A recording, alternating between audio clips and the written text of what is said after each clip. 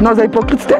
Oh, bon, les abonnés, moi, quand date lelo, moi, quand tu es comme Angelica, Léon a boutou rando et banda. Et ça, respect, kaka. Il faut te faire respect, même na bonzambe, même na mokiliase. Il y a un moment où soda moné bende à Kaouki. Il y a des comédiens vraiment bazara choqué. Na bande rumsuso basara be mission, ba clash la bango na ngana biloto yebi. Ndenge ba fanta bango ba bandi ko finga bandi ko loba donc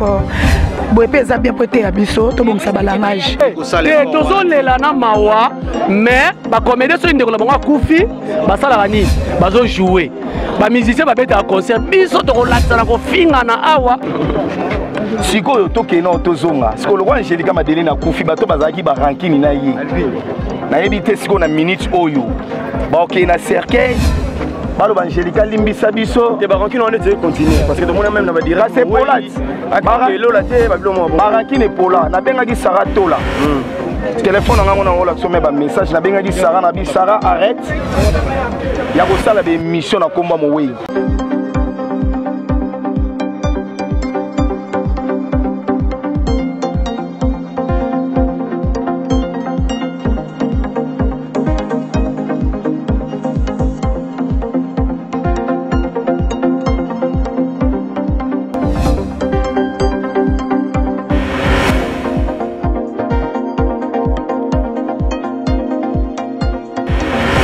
Voilà, merci beaucoup nous bandeko tout besoin d'abisso de partout dans le monde entier. Jerry Kobetox DC7 de la presse mobile ali tutu ya Mbumanazolo.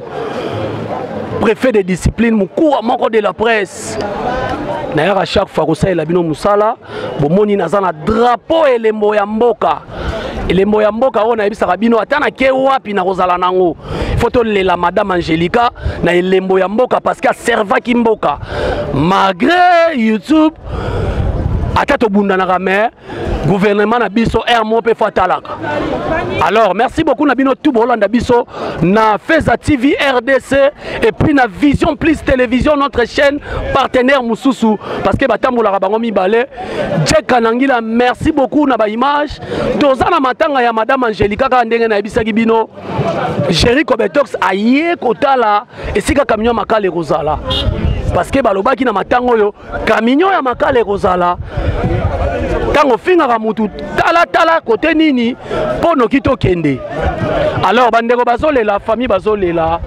madame Angelica na biso akei ser na biso oyo asali lelo kombo na monde ya média en ligne madame Angelica ba musicien bazoyemba lelo mokolo na ye asuka tozokende kotika ye apema na kimia biso ba etotikali to milengela nazana makambo koloba belé après day oyo bokozwanga toujours na chaîne ona koloba ebele po musa na biso senga koloba. Alors tokokene moi mukela ba interview tokokene moi mukela ba image po tozwela bino bomona ndenge matanga eze s'est déroulé na kimia même matanga sore bimisi mobulu te tokobunda te nga na kokamwa parce que YouTube eza bongo muto ofinga nga yebaka déjà place ozozala talaka koto Jeka Nangila toleka il faut que kabona ko to sanga na poani ko kabona faut zaka po muto akuva mudagando rano ne tombera jamais taka na osira na mosta choko bo permettre nga vendre pardon ya choko nga nga produit donc choko ebo manga bo taka na mi bombe bo comprendre nga kaka bonelo basuni Rémi Lobati. Bon, ça va nga kena nga moi ça ma casse pardon. Réaction par rapport nene moi bande. Non ba comité na ba obaye na reta. Baba neti ngai. Bon nga la na matanga te. Pour c'est l'église on assemble to la libanda te. Tout ça acute de mort te. Ndena zonga na ki bande oso tikalaki ba longwe ba 4h ba 3h c'est bon. O bande ko balalaki. O ba ya retard, bo ba star te. So nga za plus que star. Donc il faut na héros na la madame Angelica parce qu'Angelica ça est belé. Pour na ngate mais pour na ndeto nga zaki pa na biso. Tenga poni. Tenga fona continuer ka rando tina ti. Tina li forbo yango wana kaka Angelica na pasa ko bota sa rando. Wana ba sola ngai mutu sola ka te opesa mboto to na fingio. Oh, ngaza bongo na bomba nini? Non, c'est hypocrite. Oh, bon, déjà, zara moni kanga data lelo, moni kanga to ko kunda Angelica. Leo na butu rando e banda. zelo ndimongo na lubana te bon mona bato kobandango boka kali na zana kando na mutu te fo ba ya leader de leader la Chine boka mata bizu place so bozali ba les abakuko ba bi famille bota ba mi gambe mi banga ya gabi na lebno ya dega ya mal de na zanga na matanga na ekolo ya mutu to kana te so pesa mbo to bundi webe ata yamba ba ba ya ba sode ko ya ngamo pe soda ti ba te na zelo makasi bana ya bana lokota monde ba lokota ngai je suis prête ba vokana na lobby Sarah to la jeté sali hein Sarah déjà za elle de biso oh Sarah to zonel bon na pomna Sarah Sarah za elle na biso oh alonga ki yemo ko asebele ko longa che cotisation de c'est tout hein misa mutute on a repoussé nga bota mutute mutantoya ya YouTube na ndenge na ye nga na yaki parce que nazala artiste depuis bomo na nazala kanga no basuki nazala artiste bota ma artiste vous comprenez nga bota ma artiste na yaki pona koluka mibalite na yaki pona makambe belebele te pona makambe belebele nga bota mi artiste musalo nzamba pesa nga na vie yango wana parce que nga bota na ndako ya basala nzambi papa nanga pasteur mama nanga diagonese tangu nazokola tangu ba osambia na ndako azoba ke mwana oyo yeba na mokili mojimba baparana na bazawai batina nango te tanda bali ko kanga basuki na banda ko yeba na pa bakonzi basa bakonzi bazwa na ndako bazwa na kanga bango basuki bazwa ko zuanga na zo tambola par après na nda se retrouver na musala o dalinga ba ke malobo balobaka yango ekokisama kada ba misuba ya aye na yeba mona ye aye na ye makambu na ye vous comprenez nga bota bango te pour na pesa bango conseil mais Gabi l'action c'est baptiste dans le bâtiment de l'eau qui tire exemple peut-être ba ya ereza ngande na respecter parce que ba esenga que famille za moi matate okende tongo yango moi na ya na ye na ngatongo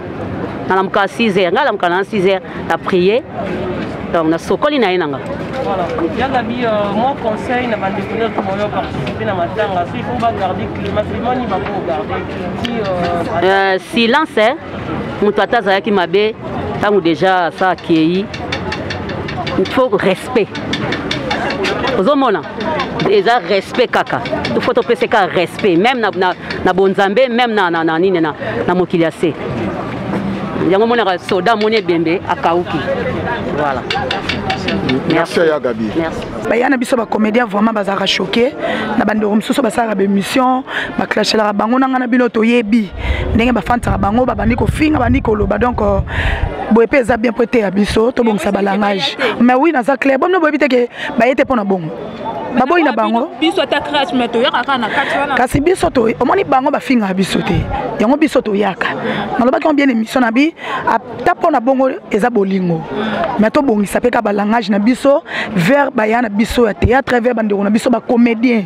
parce que bango ba ozana posa na biso to na posa na bango mais dis-moi bango ba choka biso te biso na ba émission to choka bango plus mokimombe yebi et le soulevé point très important au tuti biso ba micro tant le bi crash ya ba comédien na ba chroniqueur c'est comme si ça un peu relative hein c'est dans le sens que bino pe bo crash ba pe crash so par exemple Néné Bota à l'équipe émission pour l'intérêt ya comédien mo ba clasher ndebe ba chroniqueur ba pour l'intérêt ba comédien o ba tinda rapé ba clasher na bandeko ya biso presse l'équipe ko to solango bien ba to na biso presse normalement on a le but parce que ceux qui ndeti chroniqueur mo to chroniqueur za ko finga comédien to comédienne et ça kuna ni comédien ta tindi parce que ba bloko ko loba na ba on yango na zo loba te bino na bino ne bolingeza te biso bolingo moni bolingo to luka bolingo te même na église bolingo za na côté oh côté ko bolingo ko kota terrain na te même l'église taka côté ya wa fandra mais bolingo za te parce que aluka bo mamutu pour récupérer place ba pesa ba mbonga mabonza donc c'est à dire toi na soka batu ya motu eza na ndenga bien biso presto bongisela ba comédien parce que biso ndio toze belé ba TV peut-être ba koni maman na ba comédien baza mukie vous comprenez biso ndio toleka belé moment émission et les azongisi surtout beaucoup plus bande on a soit libanda en fait au 5 ça peut-être ba presse na biso awa batambo ça que émission mo contrôle les alaka mais bande on a soit libanda baza matomba ya ko fande ba yana biso eza ko ba te boyebi ba diaspora ba yebi alors babongisa puis to bongisa en général exemplaire te tout monde a émission bino na bino ne ba commander bo finga na ka bo na ba secret monter tant bino mo bo sala ba blog wana parce que comment est-ce que ego ça bino passer ce qui chroniqueur a celle bino analyse tandis que bino mo finga na bo misala na ba vérité to yebi émission ezali na ba chaîne tout monde te ozana on raison na ko contredire maloba noté mais nga azo parce que ça c'est surtout biso beaucoup plus comme to za presse to ko landa te mo pe ko za bon pe babungi biso pe to corriger bango ozo comprendre to za te ke so bango ba kei biso pe to nanger ozo on ma sonne ba tikela so liba baby mi lo bango ba santu biso ba to mabe ozo comprendre ok te na kiliba pe bango pe mo babungaka mais ya motu ezaka ke to samsana biso bia onga na osenga donc c'est-à-dire na osenga ma eza place on a ma série to samsana biso oui mutaleki alobeli o za baba to yo répondre mais ko dépassera moi trop ba langage wana ka to bongisa to tikela bango liziba na bango soki eza na comédie ya fini uninga oya zongisa c'est biso par là so to besa bango bon non ba presse bota bino moko ozo comprendre et ça peut on est na biso ça peut fierté na biso nena bota tozonga na day tomoni ba audio ebimi ba ko swana leketuna ba rezi ba ko finga na pona ba mongo ya ba contribution na ebité parler ko lobani bon place nyonso ba bafandi mambo ezanga raté place ba bafandi mambo ezanga raté ngana benga ngo ko swana te ba peut-être pas ebimi on benga ko swana ezanga finga na bene ali te bana yo te ba audio ali merci bon place nyonso ba bafanda ma bezanga raté to sanga ne beleti tango zo tambola talaka sima eye pona bino ba ta polémique bo polémique to kenda ka bongo polémique na internet ezaka bo internet ez église muta kufa kati eza ko piquer ba crise na ko sambo elo ke sanisi biso eza mawa est-ce que na lokumu ya Angelica nde to ye poto lela e to kunda e ko sale te tozo lela na mawa mais ba comédie so ndeko la bango kufi ba sala nini bazo jouer ba musicien ba beta concert biso to relaxa na ko finga na awa to sala ba démonstration nana ko lelisa muninga yango neza musala to sala ka batu pe ba na poto ba linga ka biso bongo ndeko na ngai ozo comprendre siko to koloba nini mais ngai longo na bisaka batu sala musala no bio moni matanga madame Angelica e belele msuba za ba ya libosole na YouTube ti lelo ba yebana te mais ye ya dusola tala ni asali kombo kala matanga alors faut sala musala bien oyebana babeti komono na YouTube te bon chéri comme afinga ngam na ma politicien na drapeau moi je suis le seul chroniqueur na ma politicien na ma mutu tout car na ndenge nango ebele yebisa sala noce na des annonces to sala chapeau akokango mais lelo c'est la toute première fois tout monde na YouTubeuse a kufi tout monde initiative a boye ba lela na ndenge otomoni boye c'est la toute première fois tout le kasi po toujours les gars na makolo Karine oh nyoso oh mais ngana za moni ngana ka hypocrite te batu nyoso balega na nzela Karine bazalaka na ba impact madame Angelica le roi les gars na nzela Karine yango impact to ezaboye soka les gars na nzela ba muswamba mais makambo elinga ezalati yango mon organisation boye polémique nalobi boye yebisa ngai balandaka ya malamu babwaka ya mabe équipe nationale basala bakombo na bango tomona yango Jerry Kobeto sasaka na mochodo de la presse pour venir fula bane fula ngamongo pe eza ndemona Karine Mokonzi pour madame moi je pèse mes mots pour madame Angelica les gars pemena Karine yango ça célèbre boy oya Monique suye ami coach sanakata Sacha Mikanga et puis matango eza bien organisé boy pona alekaka na la Chine vous comprenez mais Jerry Kobeto slobi na butu na ve mortuaire to yoki et ba live on est mais pas commenter trop babi mais comment matanga eza des autres boye kolanda batu wana te batu poto batu balobaki est-ce que biso neto za ngai na yo na chinois na bandeko baza ba Jack to komisa basi ya poto ba youtubers biso to komisa ba tebele ba chroniqueur na ba chroniqueuse ya poto wana balambela sumi bali na bango te kaka bango na bazo condamner biso na matango kaka bango na bazo sepela na ba vidéo kolanda wana te ozo comprendre lelo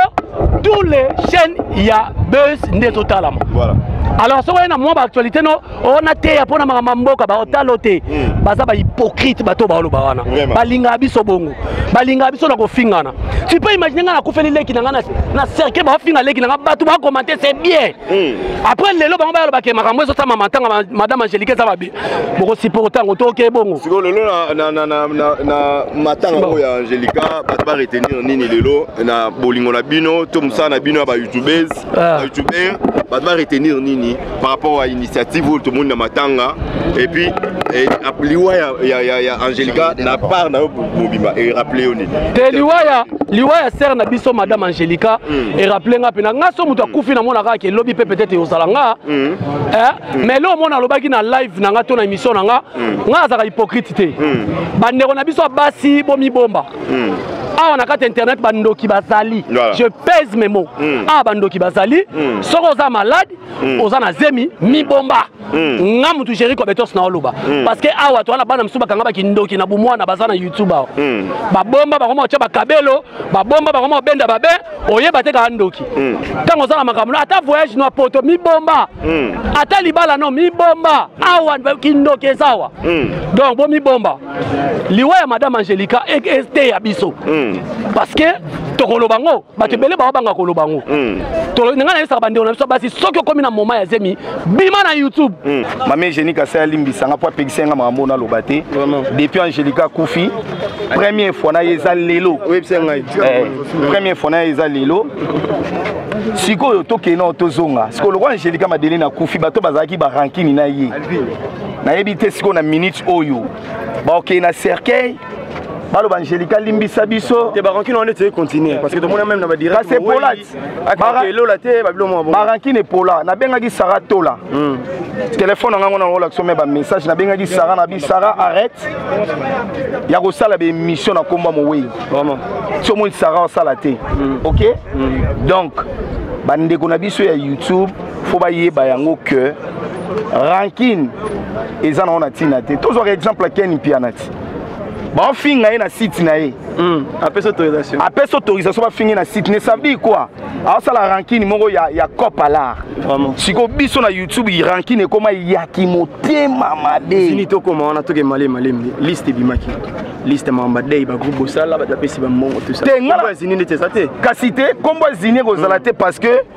déjà groupe ba sali wana ba tche ba mbongo mutache 200 Karine bato ba mo tcha ba mbongo na ba lolendo vraiment or bande ko na ba musupe ba kufa wa pia même pas ba $10 à cotisation nga déjà na kitaki groupe wana OK na kitaki déjà groupe wana na lobite ke bande ko na biso ba business ne ba osimba ba mbongo baza mabe na kitaki groupe parce que na yebaki oyego ya moni tango Angelica madeni na kufi na bengi ndeko ne ya mwasi asili kelinga fort zini kumbi zini Angelica zo kufa na mbeto hôpital a pied ba numéro to benga ba camarade na ye ata moko yete jusque là to yeba te nazo luka ndeko wana bon madame Angelica depuis le début ezaki le quoi moi buzz hein le quoi en réalité té ce qu'on était on a moni boy c'est j'ai compris que madame n'est plus vous comprenez que madame Azalité j'ai compris que madame Angelica qui il courage donc elle est partie on va plus la revoir donc madame est partie quoi donc avec tout ce qu'elle a laissé comme un chantier comme un bongo comme un compte na banque ok après na lobby na soukalanga vanité de vanité tout est vanité merci j'ai même ibele ozalaki na matanga na butu osola no butu ozalaki wana mais tout le monde a bilongi mususu ba photo bimi na réseaux sociaux ya ba 4h 5h mais ko yebisa biso banani oyo ba yeko lela Angelica. Bon, je suis pas là pour faire de polémique, hein. Je suis pas là pour j'avais vu des gens bayaki tellement na kata salle bat pebele libanda to ba ke ba terrasse ezalaki mtsoro la pe alela qui il a fallu assez défouler bazaki na se mais ce qui est vrai tant que vendre qu'un ti ba 2h30 tout est na nombre de personnes avec na moto qui moi 6 personnes ba tumso ba na se et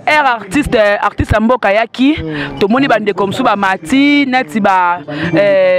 Ken Piana ba Valdi ba mataki ba Fivette bon je sais pas si ba diembela qui Paulin na yebi que non le kala ba chaîne o ya ba polémique je sais pas si ba diembela qui mais nga na yebi que tu dois qui 2h30 tozala qui ngai je mima ibele Fanny Katalea Amiral Chamala Nicolas Mokonzi Fenek Mokonzi chinois na caméraman ya Barezi azalaki na Alain de BCBG na Petit Saï. Tu vas 2h30. Après tout le monde qui Petit Saï le bio artiste aïe. Tant que artiste aïe maman tout à boé bah tu vas matiner artiste. Tu comprends que bazaki li banda. Je sais pas. Bah qui artiste aïe bah mati. Alors nga le cola boé bi ke na le bango mingi les paroles s'envolent mais la vidéo reste. Étant donné que vidéo le ba nanga ke na le ba ke na ko loba kate na ko zala kate celle qui na bima nga na kende. Les temps on a kenda qui na tongo nde yango nanga question na moni ba photo ba commettre ba 5 heures. Alors moi je peux pas na quoi ko zala la parce que artiste mboka ayaki le quoi artiste mboka ayaki moyen nga na zala les allez te fallait nga na longwa. Voilà. Il fallait yo longwa. Il fallait yo longwa likambo ya pas c'est ça que batebele bataki ko mi poser ba kene nga personne na kufi lelo ba bolela ka batu. Voilà, faut que zala bien na batu. Lelo yo azaki bien nga ayambanga to bando sur la bien. Bon, choc qui a couffé, il faut présence et monana. Présence et les quignons. Déjà pour un bon côté, pour un loco mais présence et les quignons, c'est petit falaya quand on m'attend Angélica. Et ça important.